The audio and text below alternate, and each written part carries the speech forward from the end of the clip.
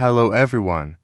This is to prove you that no animals were intended to be harmed as a previously posted on video via artificial insemination. As a concrete proof this puppies were produced by the said method used AI artificial insemination. The AI method were used widely in different countries. Luckily, we've able to adapt the method in our breeding to different kind or breed of dogs here in our country. Artificial insemination was very applicable in some cases, like aggressive females of which the owner wanted to bred. The method is always used with the consent of owners, and with proper tools and handling for the safety of well-being of livestock being bred.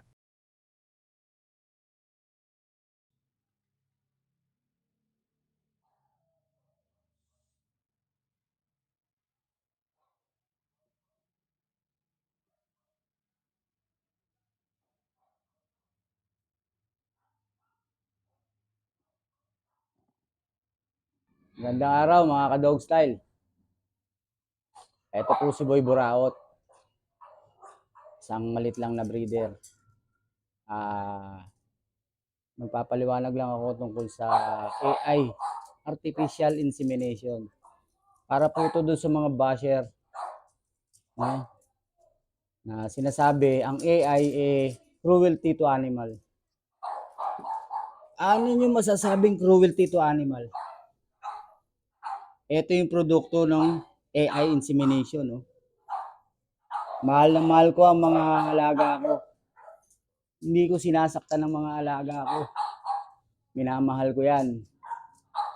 No? Ang sinasabing cruelty, yun yung nananakit ng hayop, pumapatay ng aso, kumakain ng karne ng aso. Yun ang i-bash nyo. Hindi yung nag-AI. Dahil ang AI, artificial insemination, para sa lahat yan. Kahit anong hayop, ini-AI. Manok, baboy, baka, kabayo. Ini-AI yan. Kahit kayong mga tao, ini-AI yan. Para yan sa mga basher. Hindi yan cruelty. Dahil pagmamahal din yan. Kahit ang tao, nag-AI. Artificial insemination yan. Yan lang po. Tandaan nyo. Nakita nyo yung produkto ng AI, oh. Ang gaganda, oh. Oh. Yan po yung AI, oh. Gawang AI. Nakita nyo, ha? Gaganda. Tigil nyo yung pambabas nyo. Walang magagawa yung pambabas nyo sa akin. Dahil hindi kami walang yung mga tao. Hindi kami mga walang yung breeder. Pagmahal kami sa hayop. Pagmahal kami sa alaga namin.